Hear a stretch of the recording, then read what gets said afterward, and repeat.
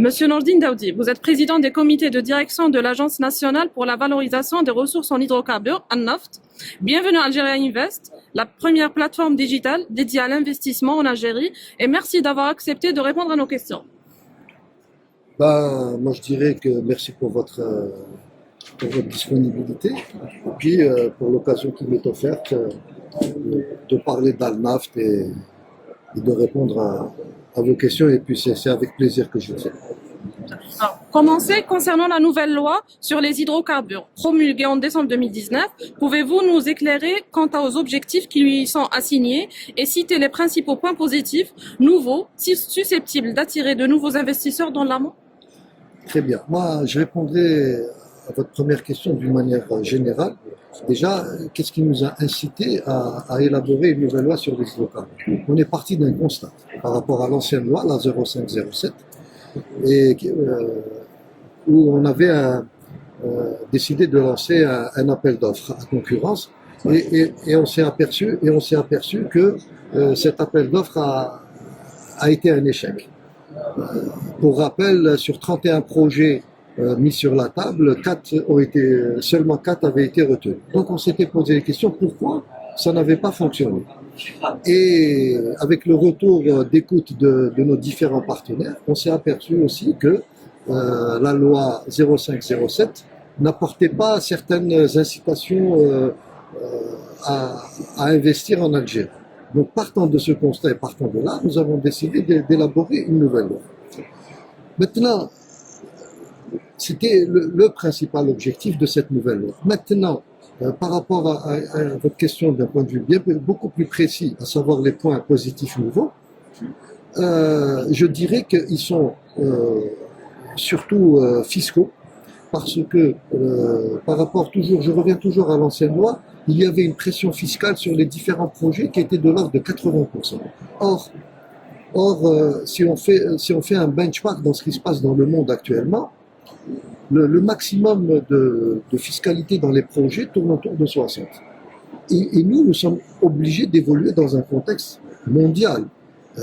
Je ne vois pas comment un partenaire viendra en Algérie, sachant que la pression fiscale est de l'ordre de 80%, alors qu'à côté, elle est de 60%. Donc on a voulu être déjà au même rang et au même niveau que nos différents partenaires.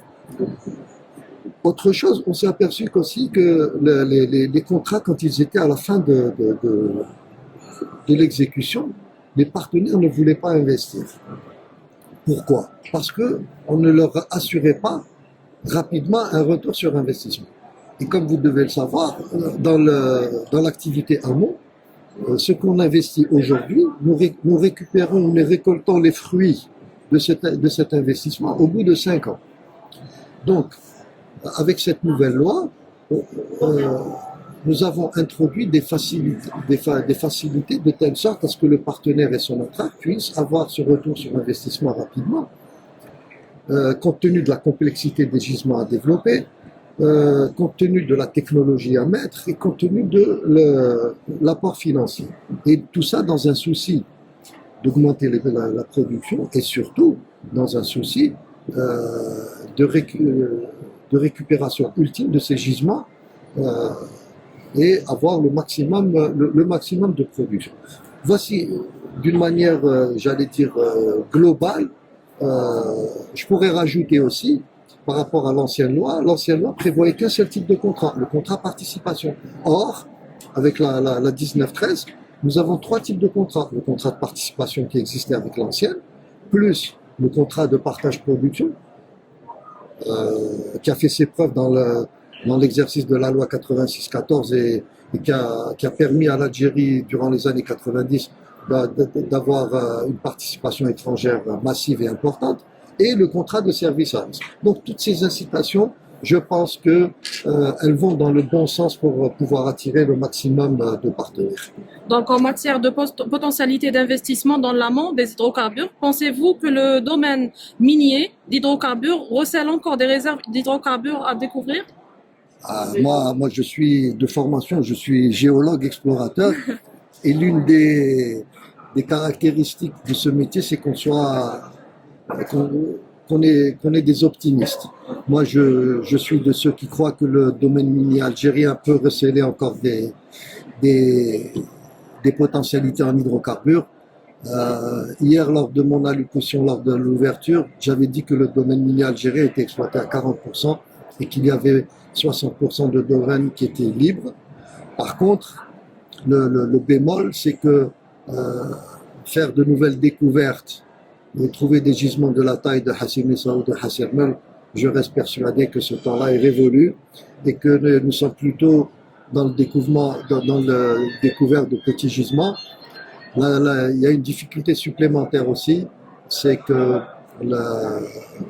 ce qui reste à découvrir nécessite une technicité, nécessite de la technologie, nécessite une expertise, et c'est pour cela aussi que nous avons besoin de nos partenaires. Mais je reste optimiste quant au potentiel qui reste à découvrir en Algérie.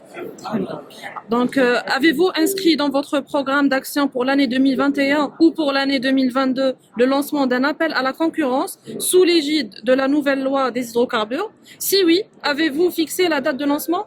Alors, d'abord, je voudrais préciser une chose. La loi sur les hydrocarbures n'est pas venue pour lancer obligatoirement un appel d'offres.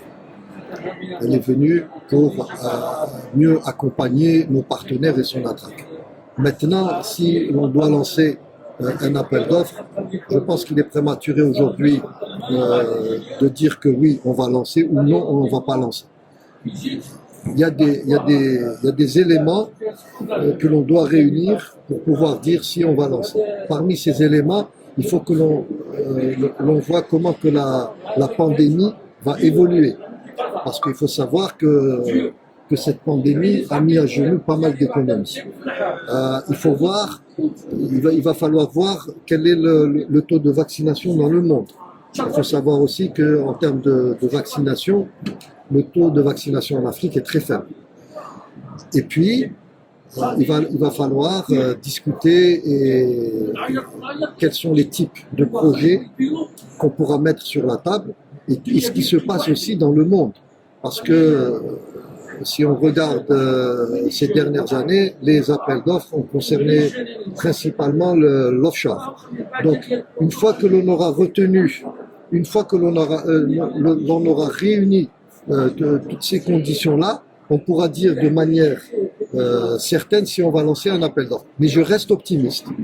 Pour répondre à votre question, je reste optimiste que durant l'année 2022, si les indicateurs sanitaires et économiques sont à la relance, sont en progression positive, je reste confiant qu'en 2022, on pourra lancer un appel d'offres. Très bien, très bien. Pour conclure, Monsieur Nordine Daoudi, quel est le message que vous souhaitez communiquer aux compagnies pétrolières internationales? Alors le message, je l'ai déjà lancé.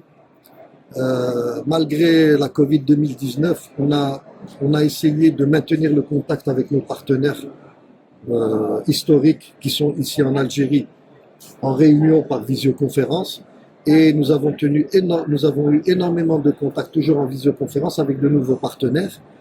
Et le message que j'ai lancé, c'était un message d'espoir en disant que nous étions prêts, grâce à la nouvelle loi sur les hydrocarbures, nous étions prêts à lancer des partenariats gagnant-gagnant avec tous nos partenaires. Et nous sommes réellement, en tant qu'agence responsable du domaine minier, de la promotion du domaine minier algérien, nous sommes vraiment engagés dans ce sens.